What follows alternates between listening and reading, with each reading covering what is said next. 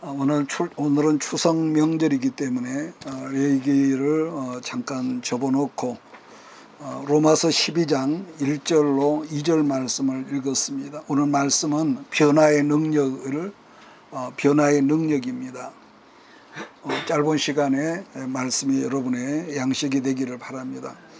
우리 기독교 역사에서 가장 유명한 사람이라 그러면은 사도 바울 외에 어거스틴이라고 그러죠. 세상에서는 아우구스티누스라고 하는 사람인데 제가 한번 좀 말씀드린 것 같은데 이 어거스틴이라는 이 사람이 젊었을 때는 그야말로 남봉꾼 중에 남봉꾼이었습니다. 13살 때 집을 나가서 어느 날 아들을 안고 어머니 모니카에게 왔었다는 것이죠. 그처럼 어려서부터 화랑방탕했고 나중에는 이제 이단 사이비종파인 마니교에 빠져가지고 아주 그렇게 어렵게 살고 또 거기서 나가지고 세상 권력과 출세의 길을 살아보려고 이리 뛰고 저리 뛰고 다니다가 그날 어거스틴이 그 나이가 30이 넘어서면서부터 예수를 믿고 복음을 깨닫고 예수님 앞으로 돌아왔던 그런 사람이죠. 그 화랑방탕했던 어거스틴이 예수를 믿고 변화하고 옛날 방탕하며 살았던 습관이나 모든 버릇들을 다 끊어버린 것이죠. 그야말로 완전히 새롭게 변화가 되었는데 그런 어거스틴이 어느 날 이제 어디를 가려고 길을 터벅터벅 걷고 있는데 예전에 그 방탕하면서 세상 즐거움을 누리면서 살았던 옛날 애인을 길에서 만나는 거예요. 온갖 세상적인 쾌락을 함께 즐기던 그 애인을 어거스틴이 만났는데 이 여자가 어거스틴을 부르면서 왜 그동안 연락을 끊고 살았냐면서 너무너무 반가워서 어쩔 줄을 몰라 하는 겁니다. 그래도 어거스틴은 전혀 모르는 사람인 것처럼 앞만 보고 그냥 뚜벅뚜벅 걷는 거죠. 그러니까 여자가 얘가 타가지고 어거스틴 나를 보라고. 그래 어거스틴의 손을 붙잡고 나야 나 왜 나를 모른 척하냐면서 그렇게 나를 사랑했던 난데 왜 당신이 나를 모른 척하냐고 소리를 지르면서 그 여자가 이제 이 어거스틴을 따라왔지만은 어거스틴이 고개도 돌리지 않고 그냥 앞만 그냥 정신없는 사람이 뚜벅뚜벅 걸어간단 말이에요. 그러니까 여자가 얘가 타가지고 막 소리를 지르면서 따라오니까 어거스틴이 그 여자에게 했던 유명한 일화가 있습니다. 왜 모르겠어 알지. 그런데 내가 변해버렸어. 그랬다는 거죠. 그러니까 자기가 변해버리니까 옛날 죽자 살자 했던 옛날 애인을 바라보는 여러분 시선도 변해버렸고 그 좋았던 세상의 어떤 것도 변해 보였다는 거죠. 여러분 그렇습니다. 우리들이 겉으로는 목사다 장로다 뭐 내가 신앙한 지 얼마가 됐다 어떤 걸 말하지만은 속 사람의 변화 예수 그리스도를 만나 우리들 심령이 변화되면은 내가 변화된 세상의 모든 것이 여러분 변화된다는 거. 그러나 내가 아무리 교회를 오래 다녔어도 속 사람이 변화되지 않으면은 옛날에 붙잡아 끊어버리지를 못하고 여전히 전전긍긍한다는 것. 두 번째로는 우리 대한민국 기독교 역사에서 그야말로 드라마틱한 전설적인 사람이 있거든요. 천하의 남봉꾼이었고 깡패였던 사람인데 이 사람이 예수를 믿고 난 다음에 뭐라 할까 변화의 아이콘이라 일컫는 김익두 목사라는 사람이 있죠. 그러니까 이 사람은 그 옛날 전국에 소문이 났던 깡패 중에 깡패였고 그 당시에 평양 시내를 주름잡던 건달 중에 여러분 왕건달이었습니다. 옛날 그 당시 기록을 보면은 평양에 장날이 되면은 만나는 사람들마다 깡을 부리면서 돈을 뜯어서 이 사람 먹고 살았던 사람인데 그러다 보니까 평양 장날이면은 이 평양 주변에 있던 모든 여러분 시골에서 여러분 장날이면 평양으로 몰려들지 않았겠습니까? 그런 그 모든 많은 사람들이 길거리에 세우던 성황당이라는 옛날에는 지금은 시골에 가도 없지만은 성황당이라는 그런 이 각이 있었습니다. 그럼 그 당에 들려서 한다는 말이 신령님 오늘 평양작에 나가면은 김익두라는 놈을 만나지 않게 좀 도와주세요 이랬다는 거죠. 그만큼 무시무시한 깡패였고 건달이었다는 겁니다. 자, 그랬던 사람이 어느 장날 오늘 또 크게 한 건 잡을 게 없나 하고 평양 장터를 이리저리 해주고 다니는데, 김익두 눈에 이 뭐가 보이니? 저만큼에서 키가 건장하고 눈이 새파랗고 머리가 놀놀한 양코배기 선교사가 길거리에 전도를 하고 있는 것을 발견을 한 거예요. 그걸 김익두가 보니까 영 기분이 상하고 막 거슬린 거죠. 그래서 선교사가 있는 그 전도학원의 현장으로 쫓아가서 한다는 말이, 이봐 양코배기, 왜 내 허락도 없이 영업을 하는 거냐? 그러니까 전도하는 것이 영업하는 것으로 보았던 모양이죠. 그렇지만 그날 그런 남봉꾼에게 여러분 그 선교사가 눈이나 돌렸겠습니까? 눈도 마주치지 않았다는 거죠. 전혀 상관없이 그냥 전도를 하고 있으니까 김익두가 열을 받아가지고 조목만한 이 돌멩이를 줘가지고 선교사 앞에서 이마를 막 치는 거예요. 그러니까 선교사가 그 돌에 맞아가지고 이런 피를 줄줄 흘리지 않겠습니까? 이마가 깨져서 피를 흘리면서 김익두를 바라보는데 얼굴색 하나 변함없이 한다는 말이, 형제여, 하나님이 당신을 사랑합니다. 그 한마디에 천하의 김익두가 기가 팍 꺾어가지고요, 세상에 얻어맞은 사람이 큰 소리로 대든다든지 힘으로 붙어야 뭐가 되겠는데, 전혀 뜻밖의 말을 하면서 그 피를 줄줄 흘리면서도 하나님이 당신을 사랑한다 하니까 어떤 여러분 대책이 없지 않겠습니까? 근데 문제는 그날 저녁부터 김익두가 괴로워서 여러분 잠을 못 잤다는 거예요. 잠만 자려고 하면은 서양 선교사 양코배기 선교사가 나타나서 이마에 피를 줄줄 흘리면서 부드러운 미소로 지으면서, 형제여, 하나님이 당신을 사랑하신다. 그 말이 분명 나쁜 말이 아니라는 것을 아는데, 문제는 그 한마디 말이 김익두를 너무너무 힘들게 하고 괴롭게 했다는 겁니다. 맨날 그렇게 있다가 잠을 못 자니까 자기 발로 선교사를 무릎으로 찾아가서 제가 그날 살모됐습니다. 사과를 드리고 나서 그 자리에서 복음을 듣고 예수를 영접하고 그날로 김익두가 완전히 변화된 여러분 전도자가 되고 여러분 목사가 됐거든요. 문제는 그런 깡패 건달이 예수를 영접하고 난 다음부터는 깡패 짓을 못하지 않습니까? 그 김익두가 주먹을 사용하지 못하니까 힘이 없어진 거죠. 옛말에 호랑이가 없어지면 여우가 이 왕초노를 한다는 말처럼 큰 깡패가 없어지니까 작은 깡패들, 전에 김익두 밑에서 꼬복 노릇하던 똘마니 깡패들이 이제는 평양 시내에서 왕초노를 한 거죠. 근데 자기들이 상저들 모셔던 김익두 깡패 오야붕이 어느 날부터 폐인이 되었다는 소문이 들었을 거 아니겠습니까? 완전히 이빨 빠진 호랑이가 되었다는 말을 들어도 똘마니 깡패들이 이제 등신처럼 바뀐 김익두를 찾아와서 얕잡아보면서 온갖 욕을 하면서 여러분 조롱을 하는 겁니다.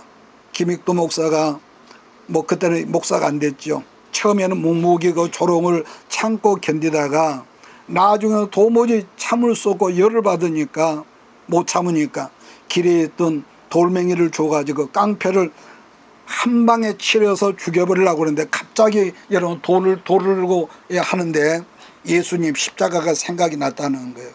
그러자 큰 한숨을 쉬면서 들었던 돌멩이를 던져버리면서 했다는 유명한 김익두 이 사람의 일화가 있는데 큰 소리로 그랬다는 거지요. 야 이마, 예수는 내가 믿지만은 복은 네가 받았어. 그러면서 그냥 가더라는 거죠. 여러분 그렇지 않습니까? 만약에 김익두가 예수를 믿지 않았다면 그 깡패는 그 자리에서 여러분 한 주먹에 여러분 죽었겠지요. 그러니까 지금 뭘 말하냐면은 변화를 오늘 본문 말씀처럼 말하는 건데 심령의 변화지요. 변화.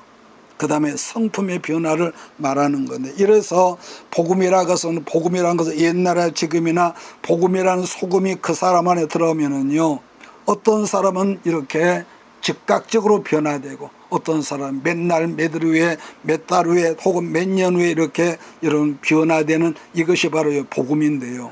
그러니까 내가 변화가 되어져야지 이게 아니라 예수를 분명히 내가 영접하고 예수님을 내 왕으로 내 주인으로 모시게 되면은 여러분 우리가 이렇게 변화가 된다는 거죠. 그래서 변화가 되면 첫째는 뭐가 됩니까? 오늘 로마서 12장에 있는 말씀처럼 마음을 새롭게 하는 내 자신의 변화가 있지요. 세상에 시끄럽고 복잡하고 열받고 그럴지라도 마음이 변화되는 거예요. 그래서 12장 2절을 보니까 너희는 이 세대를 본받지 말고 오직 마음을 새롭게 함으로 변화를 받아 하나님의 선하시고 기뻐하시고 온전하신 뜻이 무엇인지 분별하도록 했다는 거죠. 여러분, 온갖 세상의 풍속을 쫓던 세상의 가치를 쫓던 겉모습이 이렇게 확 변화되는 거죠. 그렇기 때문에 일반적으로 우리가 교회에 나오면은 술 끊어야 합니다. 담배 끊어야 합니다. 주일 성수해야 합니다. 그러다 보니까 여러분 예수를 영접하면은 내가 옛날에 어떻게 내가 주인으로 내가 왕초로 살았던 사람일지라도 예수를 영접하면 저절로 뭐가 됩니까?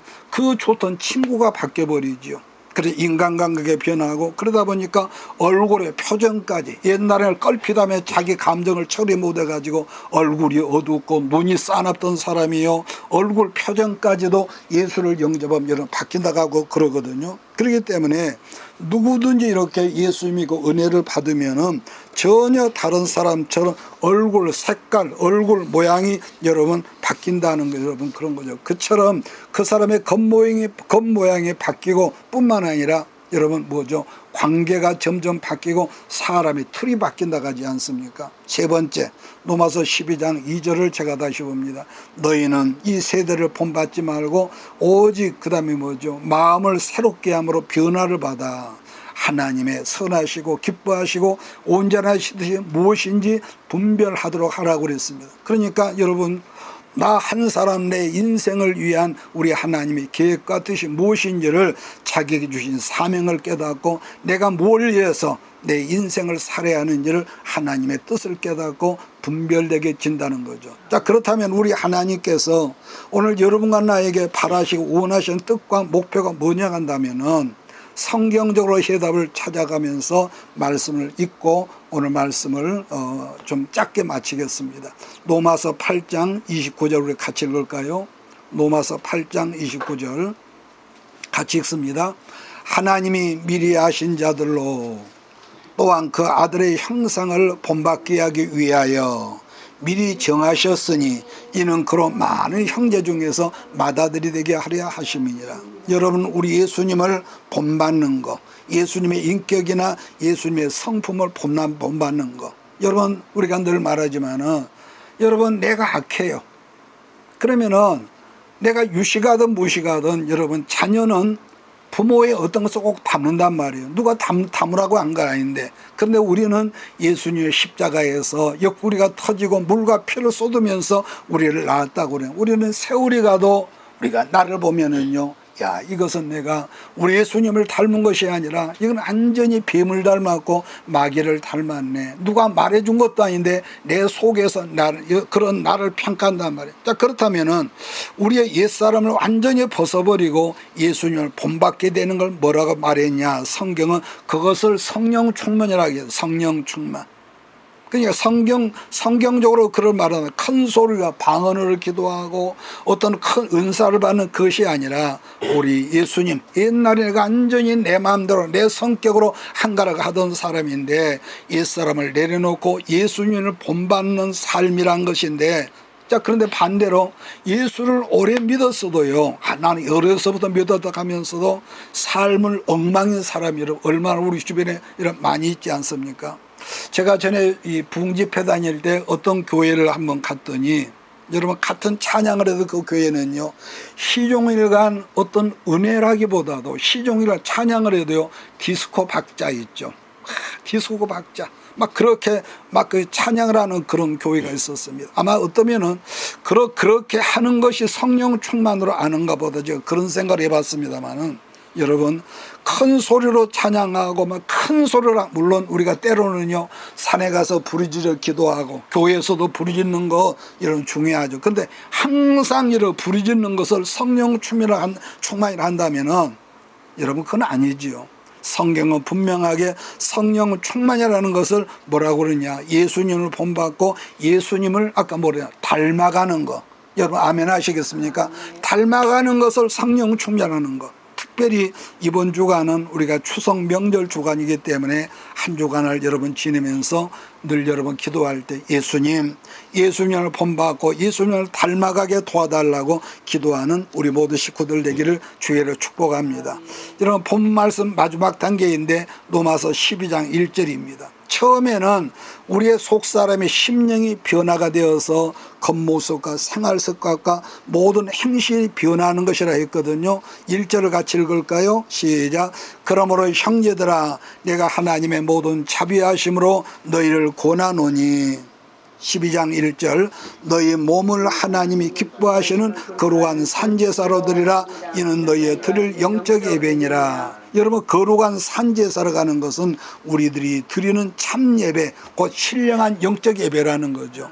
예배 시간에 우리가 일주일에 한 번 교회에 나와서 절반쯤 졸고 있다든지 반쯤 깨어있는 그처럼 성의 없는 예배가 아니라 참 예배가 뭐라는 거예요. 성경적으로 내 몸과 내 인생을 하나님께서 기뻐하신 늘 제가 말씀드리죠. 작은 선물 그것이 값비싼 선물이냐 싼 그게 아니라 정성을 드리는 선물 정성을 드리는 그것이 바로 하나님이 기뻐하시는 우리 그런 자세가 산제물로 드는 헌신이라는 것을 말씀했고 이것이 진정 살아있는 영적 예배라는 거죠. 그런 점에서 성경은 알고 보면 철저하게 변화를 말하는 변화의 책이라는 걸 여러분 알아야 합니다. 심령의 변화, 그 다음은 우리들 살아가는 삶의 내용. 교회에서는 분명히 예수 닮은 사람인데 집에 가면 밖에 나가면 전혀 아닌 그런 경우가 많지 않습니까? 그래서 주일날 주의 날은 정말로 주의 날로 지낼 줄 알고 여러분 스스로도 여러분을 책망하지 않는 그런 주일날이 되기를 바랍니다. 그래서 신구약 성경에서 그런 점에서요 가장 큰 변화를 강조하는 성경이라면은 요한복음이거든요. 그래서 요한복음 1장 여러분 42절을 한번 찾아봅시다. 요한복음 1장 42절. 요한복음 성경은 전체가 여러분 1장까지인데 우리가 성경을 장마다 여러분 어떤 메시지가 있냐면은 1장부터 21장까지 매 장마다 변화하는 메시지가 꼭 들어있다는 거예요. 자, 몇 군데만 오늘 잘 살피고 오늘 말씀을 간략하게 끝내겠습니다. 예수님의 제자 중에 제자라면 누구였습니까? 당연히 여러분 베드로지요. 그런 베드로를 예수님이 처음으로 만났을 때에 어떤 말을 했는가 보겠습니다. 요한복음 1장 42절 1장 42절 데리고 예수께로 오니 예수께서 보시고 이르시되 네가 요한의 아들 시몬이니 장차 게바라리라 하시니라. 게바는 번역하면 베드로라. 베드로가 예수를 만나기 전에 이름이 뭐라는 거예요? 시몬이라는 시몬.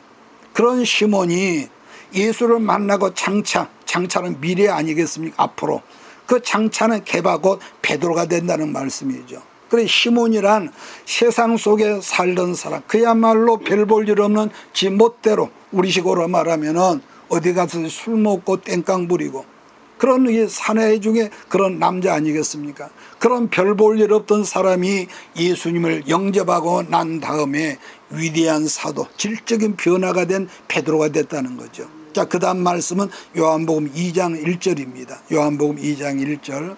우리 예수님께서 공생의 사역의 첫 번째 이적 사건인데 뭐가 뭐로 변화되느냐. 멀쩡한 맹물이 여러분 변화가 되는 1절을 제가 읽습니다. 사흘째 되던 날 갈릴리 가나에 혼례가 있어서 예수의 어머니도 거기 계시고 9절과 10절을 같이 한번 읽어볼까요? 9절과 10절 시작.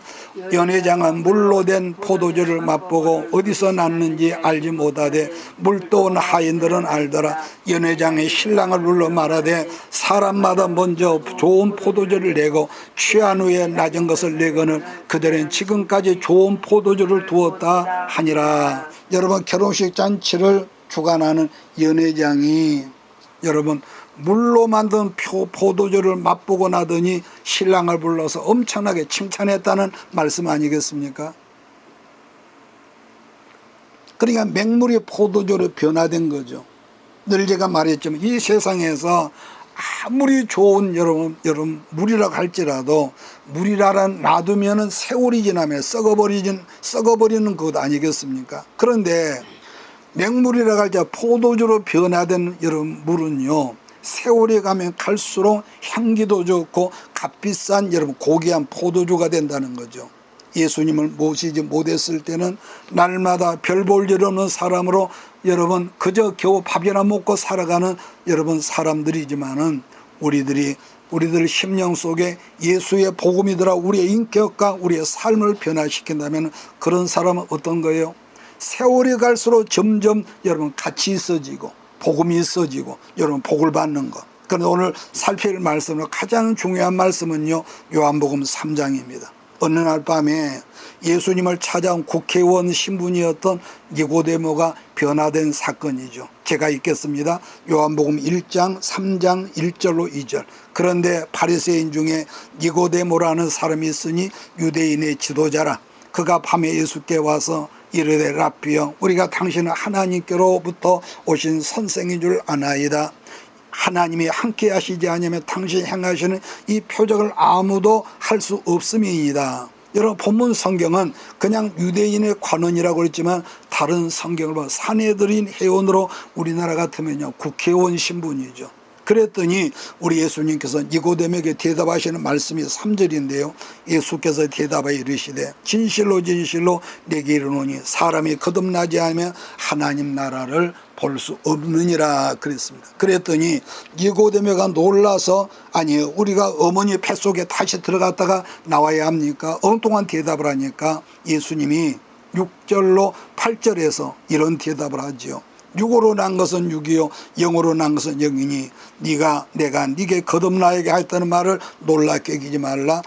바람이 임으로 불매 네가 그 소리를 들어도 어디서 와서 어디로 가는지 알지 못하나니 성령으로 난 사람도 다 그러하니라. 여러분 우리들은 외 없이 육신의 부모에서 태어난 사람들 아니겠습니까? 그런데 성령으로 다시 태어나야 한다는 것을 예수님은 강조하는 거죠. 땅의 사람에서 하늘의 사람으로, 육신의 사람에서 영적인 사람으로 변화되는 그런 사람. 나 오늘 여러분과 우리 모두가 변화되는 그런 사람이 되기를 주기를 축복합니다. 그렇다면 변화의 최고의 클라이막스가 뭐냐고 그랬을 때 요한복음 11장입니다. 11장 43절을 제가 있습니다. 이 말씀은 이미 죽어서 무덤에 묻혀 있고 또 시체가 썩어서 냄새가 난다고 했던 나사로의 무덤 앞에서 하는 말이죠. 43절을 제가 읽습니다. 이 말씀을 하시고 큰 소리로 나사로야 나오라 하시니 죽은 자가 수족을 배로 동인 채로 나오는데 그 얼굴은 수건에 쌓였더라. 예수께서 이르시되 풀어놓아 다니게 하라 하시니라. 여러분 죽은 나사로를 살리신 다음에 예수님 말씀하기를 이게 문제가 아니라는 거죠. 왜냐? 나사로가 다시 살아나지만 또다시 죽는 거 아니겠습니까? 예수님이 죽은 나사로를 살리신 다음에 정말로 말씀하고자 했던 것이 뭐냐면은 11장 25절 6절입니다. 이 말씀을 읽고 오늘 예배를 끝내겠습니다. 이 말씀을 하고 하시려고 죽은 나사로가 살아났다는 것인데요. 요한복음 11장 25절을 같이 읽고 오늘 말씀 끝냅니다. 시작. 예수께서 이르시되 나는 부활이요 생명이니 나를 믿는 자는 죽어도 살겠고 무릇 살아서 나를 믿는 자는 영원히 죽지 아니하리니 이것을 내가 믿느냐? 나는 부활이요 생명이다. 여러분 이 세상에 어떤 종교는 어떤 철학이라 할지라도 이것은 부활은 생명, 흉내낼 수 없는 것이라면은 이것이 바로 여러분 복음의 능력 아니겠습니까? 이 능력의 복음을 먹고 마시면서 추석 명절 동안에도 하나님 나는 부족하니 하나님이 성령으로 말미암아 변화돼서 예수 닮은 우리 식구들 다 되게 해달라고 이러면 기도하는 한 주간 되기를 주의를 축복합니다. 기도하겠습니다. 이것이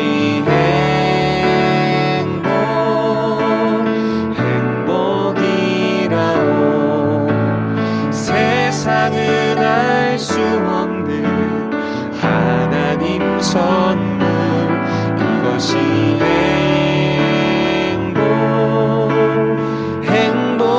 행복이라오. 하나님의 자녀로 살아가는 것.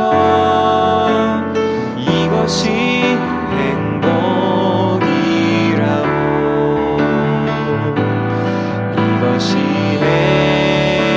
행복.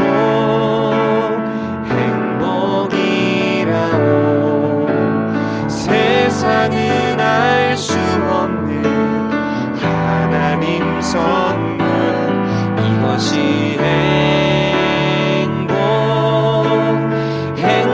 행복이라오.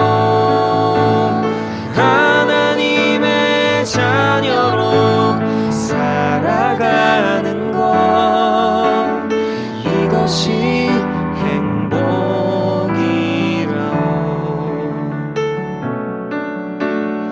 이것이 행복이라.